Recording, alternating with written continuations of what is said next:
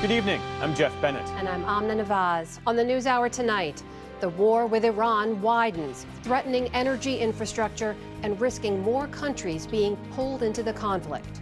We speak with Iranian Americans who express hope and fear about what comes next. I'm really concerned for the future of Iran politically. Also, on a personal level, I'm very concerned for my family and friends. And President Trump replaces Homeland Security Secretary Kristi Noem after months of controversy over the immigration crackdown.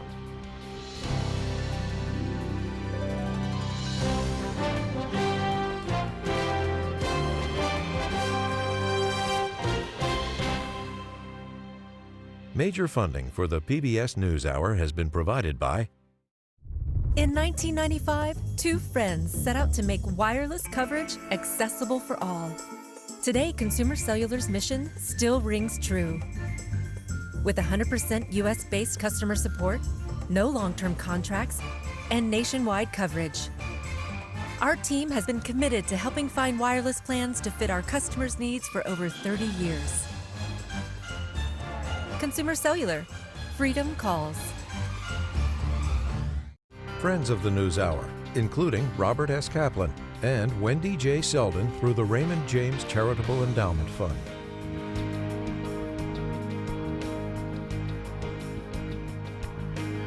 Carnegie Corporation of New York, working to reduce political polarization through philanthropic support for education, democracy, and peace. More information at carnegie.org. And with the ongoing support of these individuals and institutions.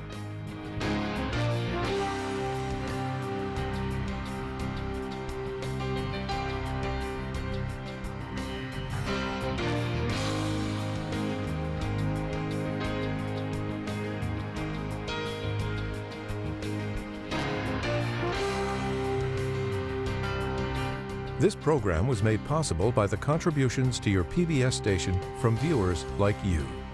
Thank you.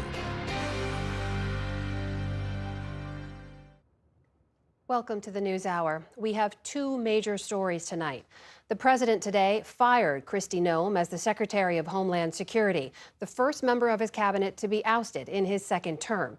But first to the war. Just days after the U.S. and Israel launched the war with Iran by targeting and killing its supreme leader, President Trump today said he should be involved in selecting the country's next leader. As the war spreads across the region, the U.S. State Department says the U.S. Embassy in Kuwait will be closed until further notice. And there's little sign of a let-up as the U.S. and Israel press the attack inside Iran, where more than 1,200 people have been killed. In Tehran today, residents watched in shock as dark plumes of smoke engulfed a beloved landmark. The Azadi, or Freedom Stadium, destroyed. Once a sprawling sports complex that seated 12,000 people, today reduced to a charred shell. Not much remains but smoking ruins of the building that once hosted international games to packed crowds. The U.S. says it is targeting Iran's ballistic missile infrastructure, military equipment, and drones. And Israel today said it shot down an Iranian fighter jet. But across Iran today, multiple cities were rocked by explosions.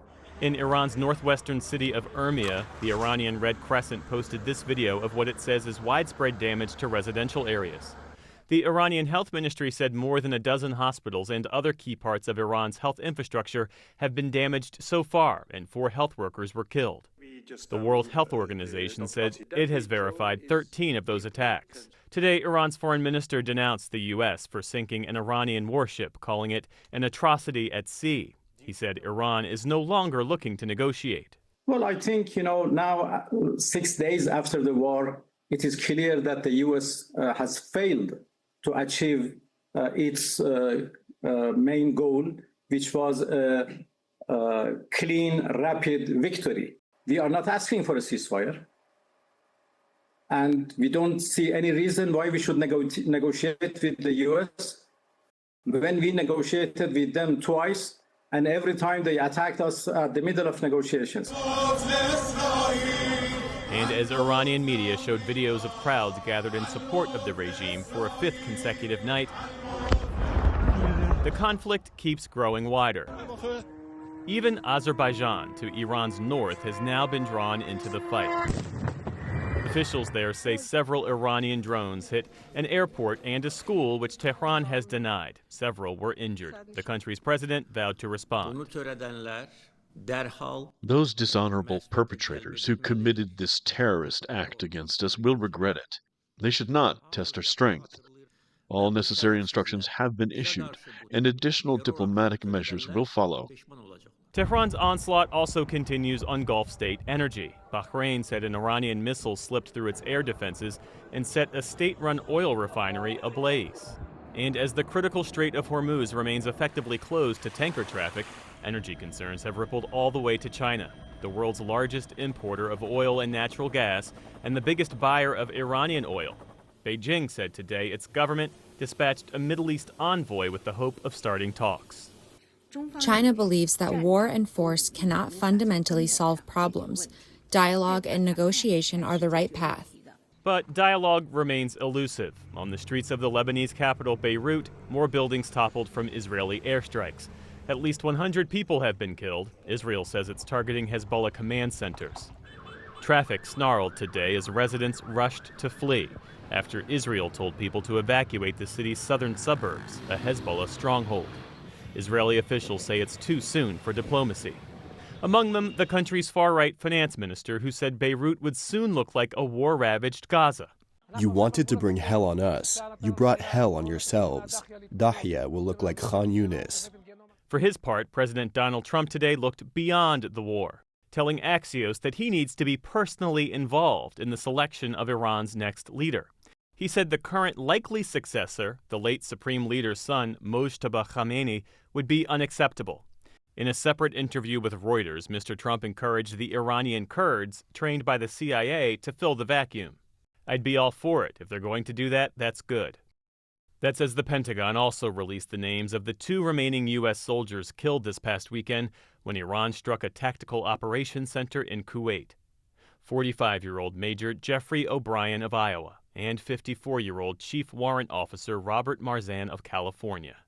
Their remains and the remains of 4 other American service members killed in action will soon be returned to U.S. soil. The largest U.S. military base in the Middle East is in the small Gulf nation of Qatar. And joining us from its capital, Doha, is special correspondent Layla Milana Allen. Layla, it's good to see you. So you're in the Gulf right now. Based on your reporting, how are these attacks affecting countries across the region? We've come here just as many people are thinking about leaving as this conflict escalates. This has been unprecedented for the Gulf nations. Hundreds of cruise and ballistic missiles, of drones have been launched at these countries by Iran. On the first day of the conflict, nearly as many were fired at the UAE as were fired at Israel, the country that was attacking Iran. The calculation seems to have been that maybe the UAE is the most able to ask the United States to stop. Now, at the moment, the missile defense systems here are doing a pretty good job of taking down those missiles. The drones are trickier. But the issue here is that what the Gulf nations have built is stability. That is their key. And Iran doesn't have to destroy these countries. It just has to pierce that stability to stop their success. The second issue, of course, is that they built it on wealth. Now, already with those missile defense systems spending huge amounts of money, but also attacks on tourism, on hotels, on airports, and the stopping of 3 of the largest traffic airports in the world for almost a week now in the Gulf at a cost of over $1 billion. Now, the initial reaction, of course, is anger at Iran. Yesterday, Iran's foreign minister called the Qatari foreign minister, saying that we are not attacking the Gulf, we're just attacking the American presence there. The Qatari foreign minister responded that was completely untrue. They're dragging the Gulf into a war that is not their own. And even though the Gulf has always been neutral thus far, he said these attacks cannot go unanswered. Now, that would be a huge change in the stance of the Gulf nations if they decide not to be neutral anymore. But the longer-term issue here is these U.S. bases. Now, thus far, Gulf nations have hosted U.S. bases because they seem to believe they will get defensive capability from the U.S. in return. The issue, of course, is that in the past few years, with the reduction of the military presence in the Gulf, already they were starting to feel maybe that wouldn't happen. And last year in 2025, with the attack on Hamas operatives inside Doha, that was seen as an absolute crossing of the line. So that would be another huge strategic shift in the region if they stop hosting those bases. And Layla, we know communication with Iran is extremely difficult right now, but I understand you've managed to reach some people there. What are they telling you about how this war is affecting daily life? It is incredibly hard to reach anyone inside Iran. What they are saying when you manage to get through to them in moments of connectivity is that the streets are completely empty. People are just staying inside, absolutely terrified. They say the bombing is terrifying. It's constant. It's everywhere. Some people have thought about trying to move in Tehran to the north of the city, this great Tehran region of over 16 million people. But they haven't got any petrol and the roads are completely packed. So many are just staying put inside their houses. Now, while Israel and the United States say that they are only attacking military and government infrastructure, that simply isn't reflected in the number of civilian deaths we're seeing. In these densely populated areas like the capital, many people live right next to these government buildings and their homes are taken out when those strikes hit. And it's so important to remember that in Iran, no one has access to any air raid sirens, to any shelters, and they don't have any missile defense capabilities, which were all knocked out last year. So Iranian civilians are completely defenseless. And the other issue they're facing, of course, is that they don't have any communications. The internet's completely down, phone lines are completely down. Layla Milana Allen in Doha for us tonight. Layla, thank you. For additional perspective now, we turn to retired Rear Admiral John Kirby. He's the former White House National Security Communications Advisor in the Biden administration. Admiral Kirby, welcome back to the show. Can I begin by just asking for your reaction to a little bit of news we heard from the Iranian foreign minister saying earlier his country is ready for a U.S. ground invasion, that they're prepared to fight U.S. troops on Iranian soil. We know President Trump hasn't ruled out ground troops. What do you make of that? Could that actually happen? I don't think that that's what the administration wants to do, and I think they've been kind of clear, although they're keeping their options open, and obviously you don't want to foreclose any decision space by the commander-in-chief. It doesn't appear that they're very enthusiastic about moving in on the ground and that kind of an option. And as for what the Iranian foreign minister said, I mean, that's the kind of bluster you would expect to hear out of these guys to intimidate or to bolster their own sense of morale and perhaps point to their readiness to fight a ground invasion. But I really don't see that right now as a strong option, and it certainly doesn't seem to be something that the Trump administration is really leaning towards with any great energy. What about what we've heard from President Trump in that he would back Kurdish militias if they launched an offensive inside Iran? In your view, is that good policy, and what kind of impact could it have on the war?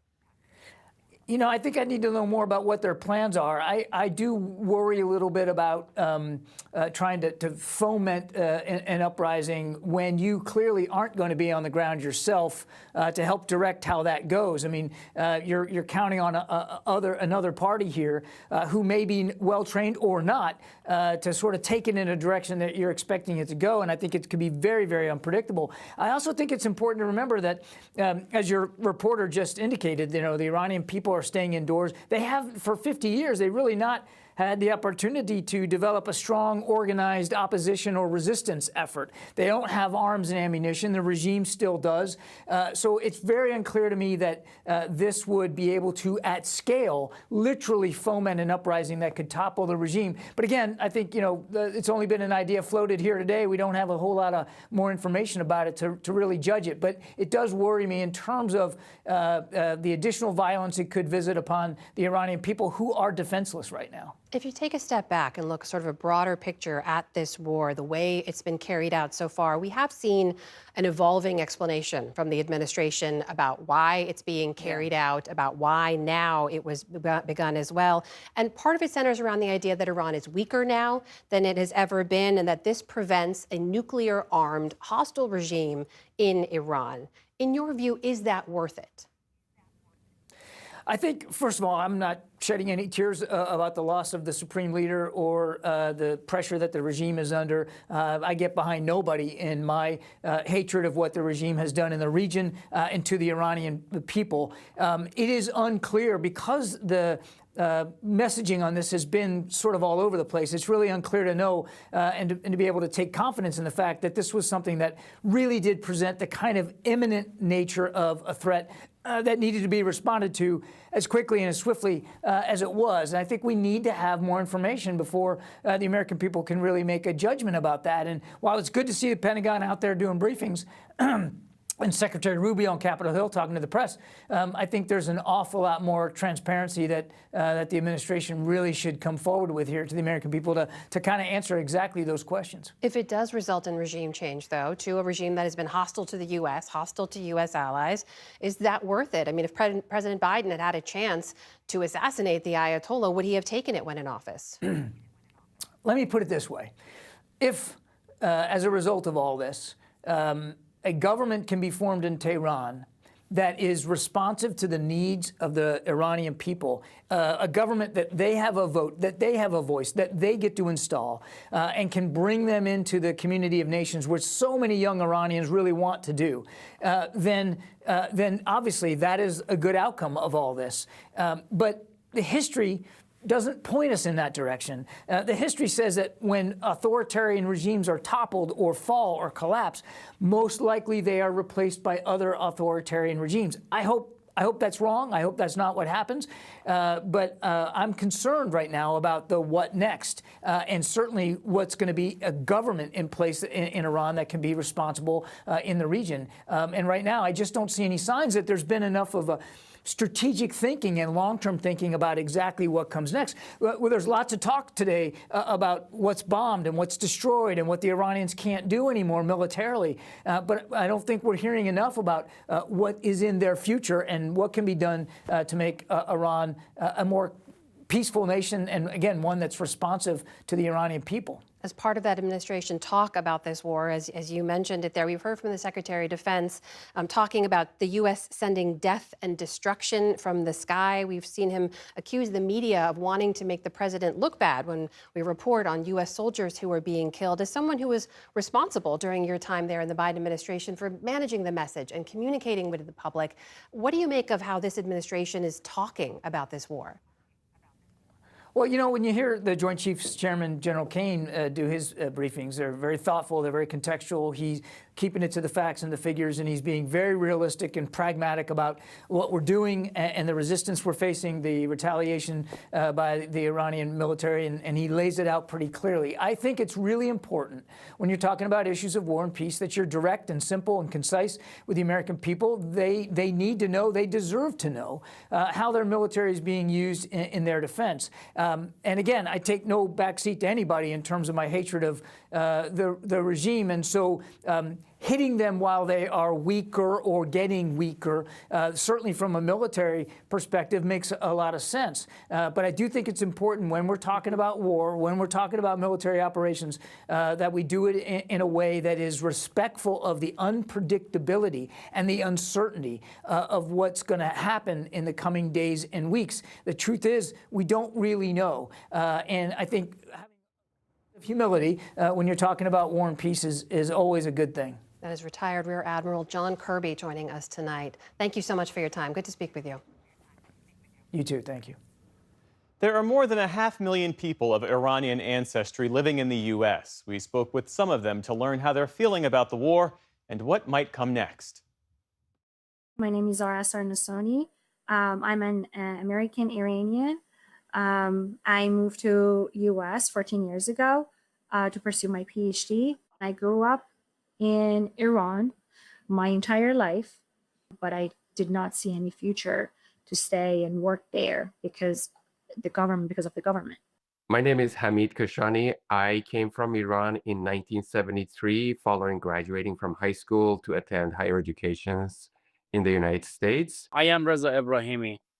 I'm 37 years old. I came to the United States on the age of 27 in 2015. I'm a volunteer firefighter. I'm a member of the Shimla Union. I'm a U.S. citizen. My name is Kosar Gohari. I was born in 1979 at the height of revolution. Parents were students here in the U.S. I was 8 months when they decided to go back to Iran. I grew up in Iran. And in 2003, after graduating from undergrad, I moved to the U.S. And ever since, I've been living in the state of Maryland. My name is Ali Tarokh, and I arrived here 13 years ago as a refugee through the U.S. Refugee Admission Program from Iran. My name is Betty Amamian. I came to the United States in 1982. I left Iran in 1978. It is very difficult to watch, especially for us in the diaspora, because we're not there, we're not in the forefront. We're praying that the men and women of Iran who are opposing this regime get their country back. And at the same time, we just take it day by day and glue to the news channels and social media outlets. I woke up Saturday morning. I woke up to the news. Definitely, at first, it was shocking. It was scary, but then we heard the news that the supreme leader was targeted and was killed. That was the start to feel for us. It was an exhale of like, okay, there's finally some justice. Although I know again that the grievances were very, very valid, very legitimate, I don't see any foreign intervention bringing any betterment of life to Iranian people. So with worry and sadness and anxiety, I watch the news, and I'm really concerned for the future of Iran politically, but also on a personal level, I'm very concerned for my family and friends. I'm hoping for the ceasefire soon, because this war won't benefit anybody, any parties involved. When they started dropping a bomb, we were so excited.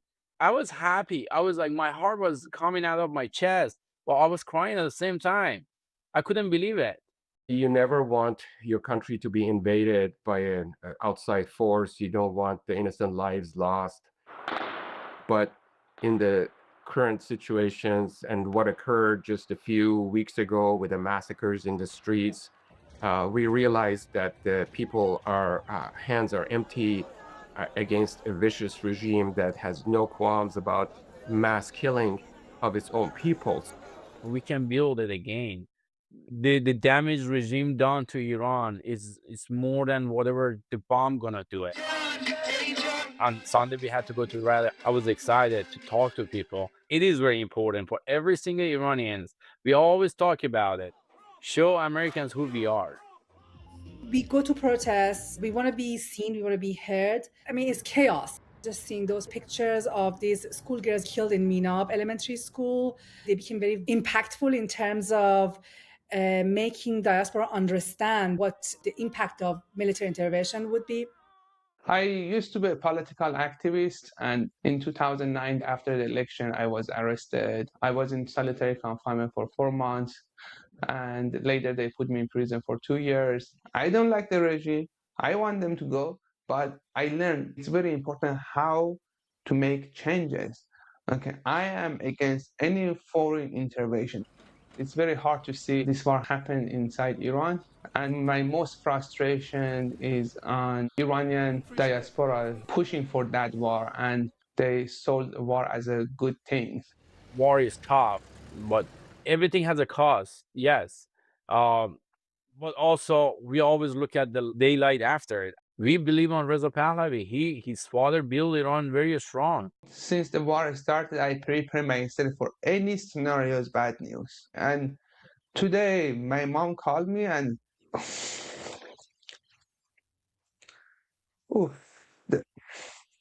they are ready to be killed.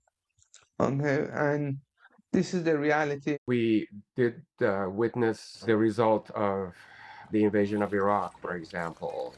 And we saw the aftermath for years and years and years. And then we saw what's happened in Afghanistan. So we are definitely worried about the outcome in Iran. Living in these moments, it's really scary because, again, I was born in Iran. I grew up in Iran.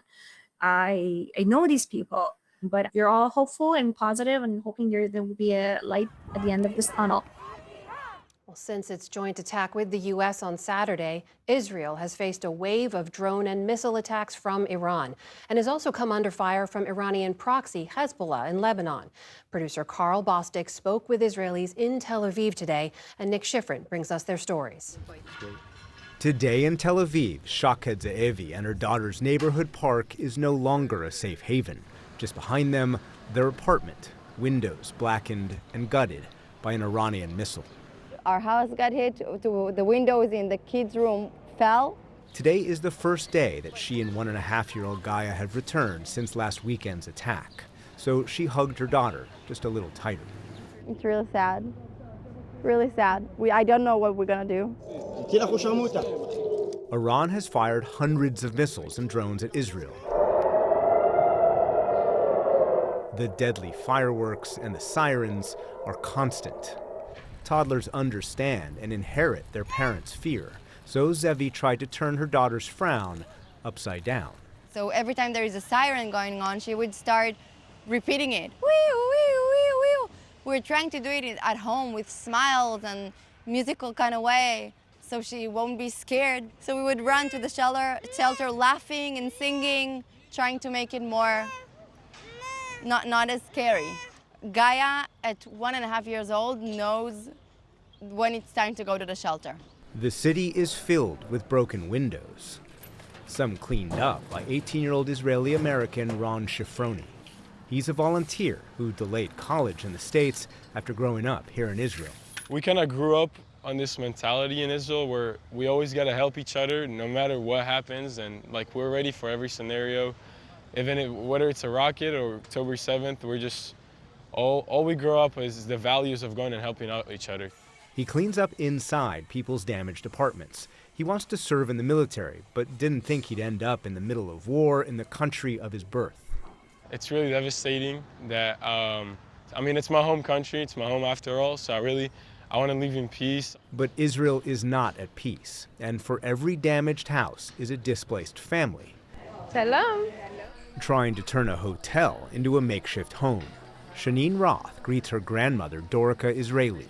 84-year-old Israeli is older than the state of Israel, but she knows this is a different type of war.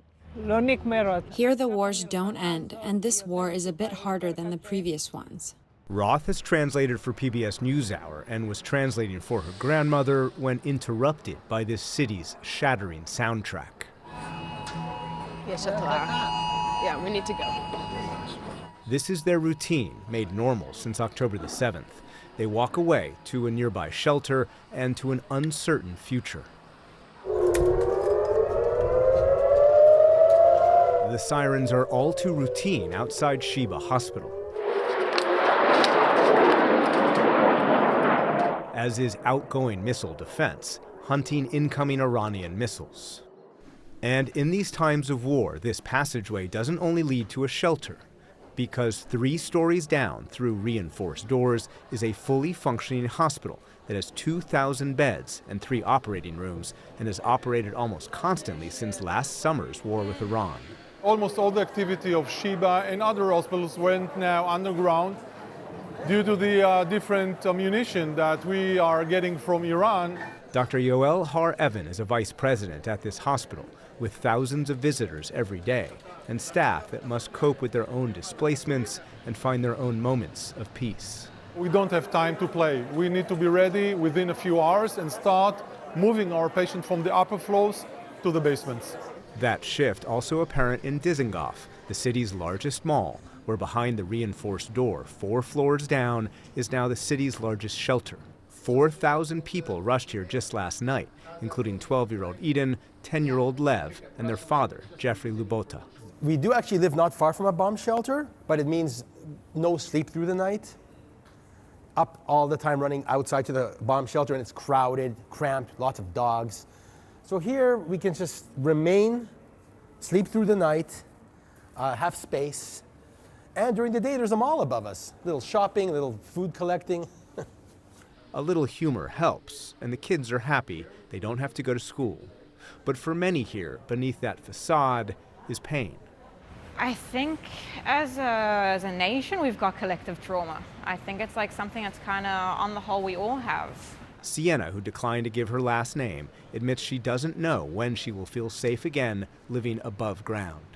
Yeah, I'm processing the possibility I might be here for a week or 2, I might be here for a few months, who knows like how time goes on. She and everyone here try to bring some color to the concrete. We learn how to get on with it, but this is not how every day should look. We're just trying to find the best in an absolutely horrendous situation. At the end of the day, people are dying, people's homes are getting destroyed. And that means it is not easy. As the country wages war, some of its residents are driven underground. For the PBS NewsHour, I'm Nick Schifrin.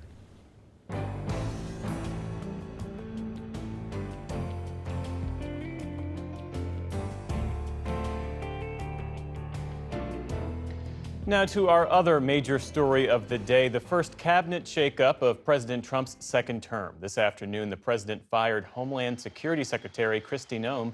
Despite the decision, Noem went ahead with a previously scheduled speech in Nashville, making no mention of her dismissal. She had faced bipartisan criticism in recent months over the agency's handling of the immigration crackdown, delays in emergency response, and a $220 million ad campaign in which she was prominently featured. President Trump says he has created a new role for her called Special Envoy for the Shield of the Americas. He also announced his choice to replace Noem. That's Senator Markwayne Mullin of Oklahoma. Lisa Desjardins is here with more. So Lisa, what was the breaking point? As you say, Noem had been under increased scrutiny because of the ICE crackdown in American cities and the documented deaths of Americans and violent detentions that were on videotape. Now, it does seem, however, that really the breaking point was testimony this week and that $220 million ad campaign that you mentioned, which prominently featured her. Some of our viewers have seen that footage before. And that ouster really came, especially during a key moment that I saw and our viewers saw when we reported on this, when Senator John Kennedy of Louisiana questioned her about this. The president approved ahead of time you spending $220 million running TV ads across the country in which you are featured prominently. Yes, sir. We went through the legal processes, did it correctly. Did the president know worked you with were going to do OMB. this? Yes. He did. Mm-hmm. Yes. Senator Kennedy told me he spoke with President Trump that night and that Trump not only denied what Kristi Noem had said, but he was sharply angry about it. So how did Senator Mullin get to become the nominee? As I understand it, the president likes watching him on television. Right. Mullin is well liked by the president, and he has friends in the cabinet, Secretaries Rubio and Hegseth, for example, as well. He's known as loyal. He's good on television. It's seeming to the president seems to think that.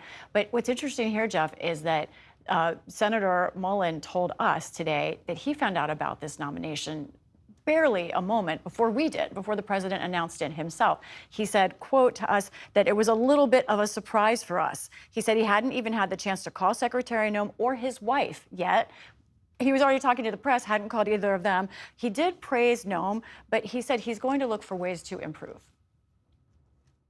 Is there always lessons to be learned? You know, listen, my wife and I, we have, over the years, we have been fortunate enough to purchase companies and grow our companies, and every day there's something you can do better. And so I think there's an opportunity to build off successes, and there's also opportunities to build off things that maybe didn't go quite as planned. If confirmed, Mullin would head one of the largest agencies in terms of personnel. Of course, it is also in a shutdown. There's also political stakes here. As you know, Republicans have been on a rock slide on what used to be one of their best issues, immigration. So tell us more about him and what his leadership, if confirmed, would mean for DHS. He's an interesting man. Let's take a look at his biography, first of all. Mullin is a lifelong Oklahoman. He's a businessman, owned a family plumbing business, as well as real estate and a farm, a ranch. He was elected to the House in 2012 and the Senate 10 years later. He serves on several committees. The most prominent ones are Senate Armed Services and Appropriations. Mullin is also a member of the Cherokee Nation. He has a big personality. He walks the halls bouncing a rubber ball, almost like Steve McQueen style. He also is, people are wondering what he would mean as a secretary. It's not clear yet. We don't know what his Homeland Security experience is exactly. He indicated that it's Trump's policy that he will enforce that. But I want to raise, just last month, he was on a conservative radio talk show, and he said he's open to some kind of legal status for DACA recipients or folks who are undocumented and came here more than 10 years ago. We used the caveat earlier, if confirmed. I guess I'll ask the question, is he someone who can get confirmed? The assumption right now is yes. Senators always have a leg up when they go up for confirmation, even more when you're a Republican. You need just 50 votes right now for confirmation as a cabinet secretary. There are 53 Republicans. Democrat John Fetterman of Pennsylvania already says he is a yes. Now, other Democrats say they're hoping that perhaps this could help them in DHS negotiations about the shutdown, but they don't think that he will change policy. This is Trump's policy. One ace he has in his pocket, Jeff, he can vote for himself. Senators have that ability on the Senate floor. It's unusual, but it is allowed. Lisa Desjardins, our thanks to you as always. You're welcome.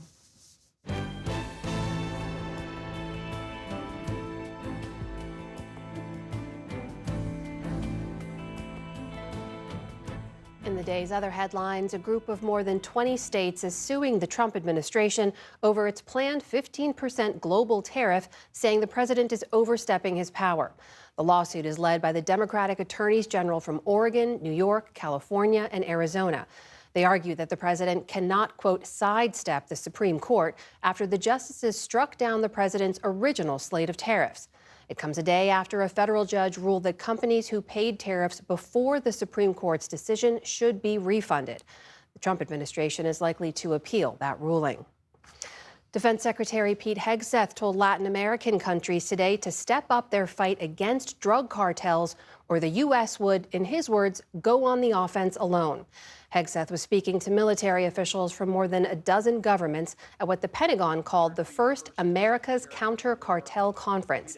He also said a failure to act could threaten their shared Christian heritage.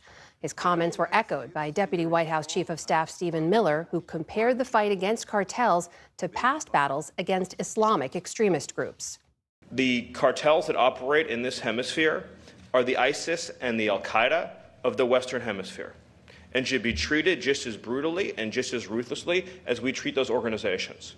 Today's meeting comes after months of U.S. military strikes on suspected drug boats in the region that have killed at least 150 people.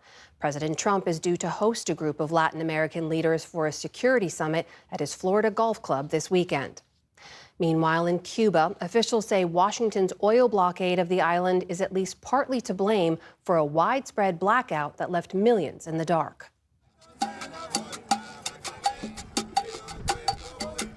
Musicians played on darkened streets by Havana's famous seawall as locals were forced to play dominoes by the glow of a rechargeable light bulb. Crews have been working day and night to restore power, and state media reported today just over half of Havana is back online. But for those enduring yet another outage, the frustration and anger are growing. Bad. I'm bad. I don't have words to describe what I'm going through. Heat, mosquitoes, and no electricity. The food could go bad. I know all the problems there are, but it's been more than 24 hours now. Cuba has long struggled with an aging electric grid, and the Trump administration's blockade of the island has only made matters worse for locals. Officials warn it could take up to 4 days to fully restore power. Turning now to the war in Ukraine, 200 Ukrainians returned home today, as did 200 Russians, in the latest prisoner swap between the two countries. In Ukraine, there were tearful reunions. Some of the freed prisoners were captured as early as 2022 during the siege of Mariupol. That's according to President Volodymyr Zelensky, who also thanked the U.S. for, quote, making the exchange possible. Negotiations to end the war remain at a standstill, but Kyiv and Moscow have regularly agreed to swaps like this. Officials say another one could come tomorrow. Health Secretary Robert F. Kennedy Jr. says more than 50 medical schools have agreed to teach more about nutrition after pressuring universities to embrace his recommendations for months. He made the announcement today alongside Education Secretary Linda McMahon. Kennedy said the schools will now require 40 hours of what he called comprehensive nutrition education. More than 30,000 physicians each year will now graduate equipped with nutrition education to help prevent, treat, and reverse chronic disease. This is how we implement the MAHA agenda. Kennedy and McMahon insisted the initiative was not a mandate, but some universities have expressed concern about federal interference.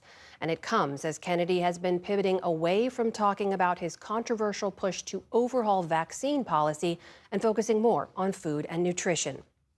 On Wall Street today, stocks sank after the price of oil spiked to levels not seen since 2024. By the close, the Dow Jones Industrial Average dropped nearly 800 points. The Nasdaq fell around 60 points. The S&P 500 also ended the session lower.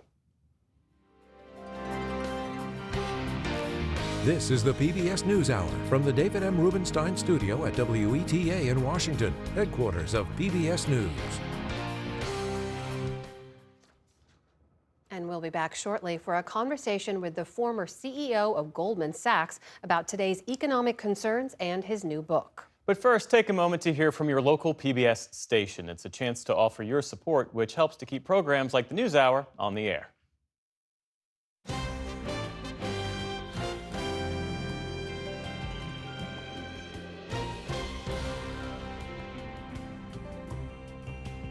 For those of you staying with us, the private space industry is booming, and smaller startups are beginning to make a name for themselves as well.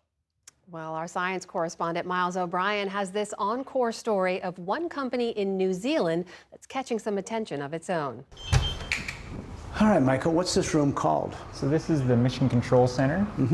Another day, another pair of launches on tap for the world's second most frequent flyer to space after SpaceX, Rocket Lab. Launch director Michael Pearson showed me their mission control room for the rocket they call Electron. It's ramping up and up. So last year we did 16 launches. This year we're doing 20 or so. We will continue to accelerate that, and before long we'll be doing one a week, maybe more. Brisk, but still well short of the record-setting pace set by SpaceX. Elon Musk's company has logged more than 160 Falcon 9 launches this year. Starlink deploy confirmed. Most of them to deploy its Starlink internet constellation.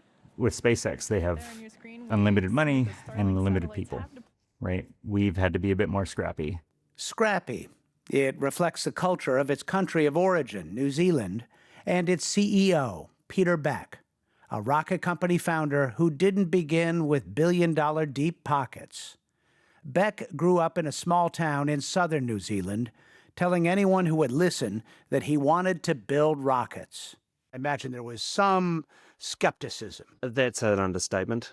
There was no trodden or obvious pathway. Had to start from zero and build it up, growing this company in adversity. He founded the company in 2006. His second hire was Sean O'Donnell, now the chief engineer, special projects. So this facility is called APC, our Auckland Production Complex. So all electrons flow through here, That's right? right, yeah. The final assembly and testing all happens here. He gave me a tour of their bustling rocket factory. We designed this facility to be able to build one Electron launch vehicle a week. He took me to the Power Pack, which houses 9 Rutherford engines. They are 3D printed, so they can be manufactured faster at scale. The first of their kind to reach orbit. The rocket itself is the first orbital vehicle made entirely from carbon composite materials. So very lightweight construction, which differs from a lot of rockets which are made out of aluminum. Electron has enjoyed a long run of smooth sailing off the launch pad. 74 successful missions out of 78 attempts, a 95% reliability rate in an inherently risky business. The main purpose of the fairing is to protect the payload. O'Donnell took me to the fairing, the pointy end of the rocket.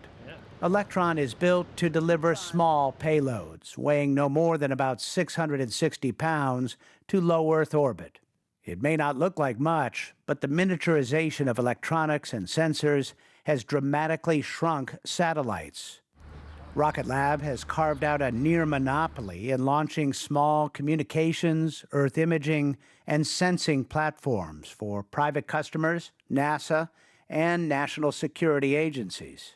Rocket Lab is getting bigger with a holistic approach to space. It launched NASA's Capstone mission to the Moon, built the satellites for the Escapade mission to Mars, and is planning a privately funded mission to Venus. Beck's goal? To be an end-to-end player in space. You're able to build a satellite using your own components, launch the satellite on your own rocket, and operate the satellite in orbit. So for us, this is where we've been driving methodically to go. But to get there, they need a bigger rocket. And that is what they're building right now. It's called Neutron. So at this point, you have a basic design, but the design work doesn't end. Is that the idea? The design really never ends. Sean DeMello is the vice president in charge of the Neutron program. The rocket is designed to deliver nearly 29,000 pounds of payload to low Earth orbit, 40 times more than Electron. This right now is a missing piece for Rocket Lab, isn't it? Yeah, it's quite literally the big piece, one of the big pieces of the puzzle here. It closes that loop on being end-to-end. It's not as large as SpaceX's Falcon 9, which can carry about 50,000 pounds to orbit. But Neutron would put Rocket Lab in the same league. There is a pretty significant demand for launch right now. There's only a handful of launch vehicles available. Basically have Falcon 9 launching at a high rate, and the market's looking for more alternatives. Launch historically is a hard place to make money. I think this is going to be a challenging trip. Carissa Christensen is founder and CEO of Bryce Tech, a space and defense consulting firm. Rocket Lab's timing is opportune. What we're seeing now is the results of about a decade of investment by venture capital firms and super angel billionaires that's led to an unprecedented growth in the number of companies, growth in the number of launches, growth in the number of satellites. We're at a moment where we're waiting to see if the revenues catch up with the investment. The global space economy is now more than $600 billion annually, with nearly 80% driven by commercial providers. That momentum was underscored recently by Blue Origin's successful debut of its long-awaited New Glenn rocket, signaling growing competition beyond SpaceX. You want to beat SpaceX? No, I don't see it about beating SpaceX. The definition of success here for me is building like this long-living, multi-generational space company that just keeps having impact year after year after year after year. The company hopes Neutron will arrive on its launch pad at Wallops Island, Virginia, in the first quarter of 2026. It aims to launch soon after that. The space economy is looking up. For the PBS NewsHour, I'm Miles O'Brien in Auckland, New Zealand.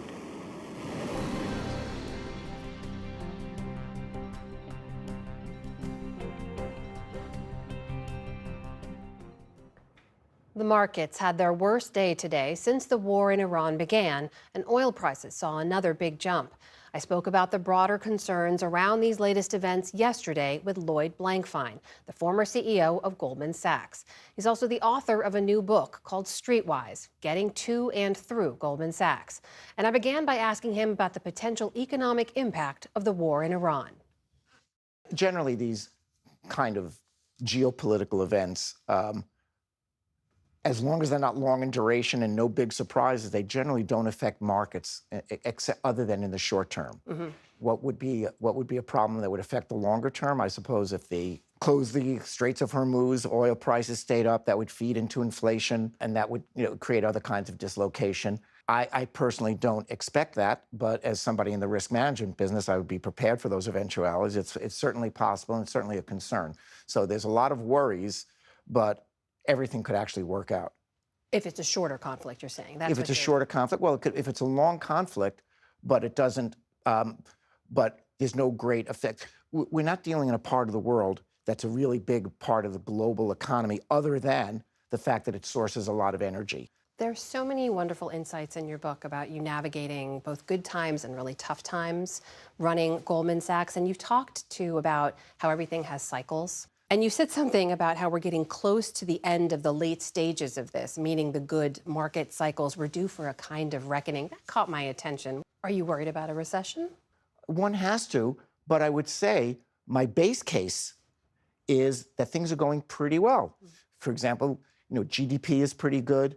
We have inflation is getting under control. It's not where exactly the Fed would like it, but kind of almost where it would like it, into a world where employment's very good, growth is pretty good, always concerns, inflation, a concern, but pretty tame, into this pretty good market, pretty good economy.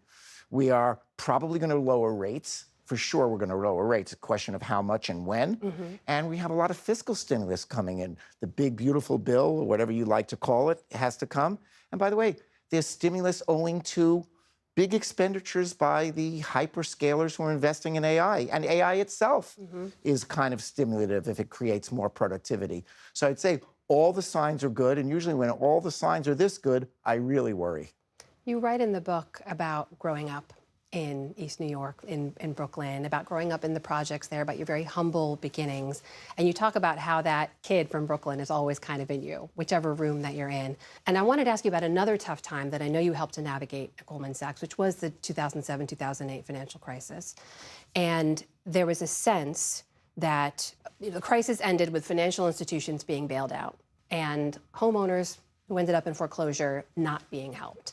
And there was a sense of sort of unfairness to it all, right? People Right. who are still very much reckoning with I that. think that's a major contribution to the polarization we feel to this day. Well, I want to ask you more about that too, but in terms of that kid from Brooklyn, when you're in that room, does that sense of unfairness speak to you? Do you get why people saw that as unfair? Sure. And I understand why it happened. And again, not to challenge the predicate about bailouts and who got helped and who got that, and all these institutions were all different from each other. Yeah. But certainly, we had a financial bubble. Individuals were buying houses they couldn't afford and multiple houses, making investment. There was a relaxation of discipline. It felt like to people that trees were growing to the skies. Certainly, as between consumers and retail and the financial institutions themselves, the government should want to help out the individuals and the people and let the big institutions fend for themselves. But we were into a recession and a banking crisis. The government never wanted to bail out or even help the banks. The problem with a banking crisis is that the banks themselves, when they get money, they have to husband it. They have to restore their reserves. And unless you put the banking system in better shape, you aren't going to be able to do anything for the real economy. And that's really what happens. And unfortunately, one of the consequences of that was to disproportionately help what people would have regarded as less deserving financial institutions at the expense of the general public. And that's a situation that that we're still wrestling with this today, more than 15 years later. Yeah, and that people are very much still grappling with, right, in terms of digging out of financial And it bears holes. out. We just talked about the tailwind that we have in the economy. That has been very good for people with assets because assets have been going up in value. Mm-hmm. Assets including stock, one form of assets, but all assets have been going up in value. But if you're part of the economy that doesn't have assets, you haven't been participating. And so the gap between the people with assets and the people without assets have widened out. And again, there's the polarization. So you can ask two people to comment about the economy. One will say it's fantastic, and another one say, what are you talking about, fantastic? I'm barely scraping by. Both are right, because we really do have a bifurcated economy at this point. And you do posit this question in the book that had we not lived through that crisis, we may not have had as polarized a society and maybe would not have elected Donald Trump. You really believe that? Well, I don't know. There's other things. You never know. You take one path, you never know what would have been the other. I would say it is a contributor to the overall malaise that we seem to have. There is this expectation of additional rate cuts coming from the Yes. Fed. And we've also seen this president really assail the Federal Reserve and go after Chairman Jay Powell in a very personal way. He's made clear he really wants to exert more political pressure on the Yes. institution to see the policy he wants to see in place. I believe you know Kevin Warsh, right? His nominee to replace Powell in May. What is Warsh up against in this role? How would you guide him in this moment if you could give him advice? He can guide him. He's very capable, very capable. Are you worried about the political pressure he'll face? Oh, yes, those are two different things. So let me just say, I think it's absolutely crazy to be assaulting the Fed. It does no good. Look, we are a debtor country. We need creditors to finance our deficits, buy our treasury. If people think you're going to default, they're either not going to lend to you or they're going to charge a higher interest rate. Now, you may think, how could the U.S. default? We borrow in dollars and we print dollars. How could we default? The way the U.S. could default is by inflating our currency, inflating the dollar, ruining the purchasing power of our currency. That's how the United States default. Who protects our creditors against the default, against the U.S. inflating its currency to the point where it loses its purchasing power? That's the Fed. By attacking the independence of the Fed, by going at the Fed, you're telegraphing to your creditors that, they may not be protected, that the dollars that they lend to you, that they hope to get back in 10 years, won't be worth what they thought it was worth. So maybe they won't lend to us at the current rate. So I just think it's very, very bad practice to undermine the independence of the Fed, because it's not just the Federal Reserve who hears that you're doing that. It's the people who lend to us that are hearing that you're doing that. Lloyd Blankfein, former CEO of Goldman Sachs and now author of Streetwise, Getting to and Through Goldman Sachs. Thank you so much for being here. Well, thank you very much, Amna.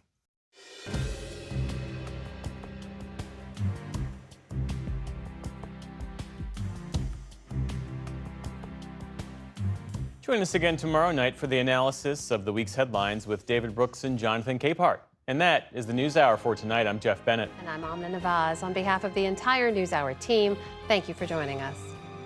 Major funding for the PBS NewsHour has been provided by Cunard is a proud supporter of public television. On a voyage with Cunard, the world awaits. A world of flavor, diverse destinations, and immersive experiences. A world of leisure and British style. All with Cunard's White Star service.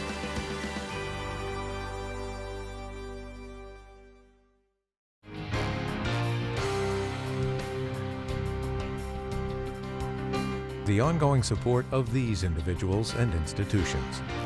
And friends of the NewsHour, including Leonard and Norma Chlorfine and the Judy and Peter Bloom Kovler Foundation. And with the ongoing support of these institutions.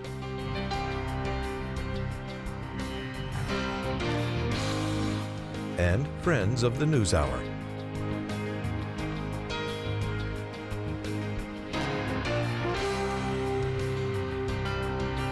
This program was made possible by the contributions to your PBS station from viewers like you. Thank you.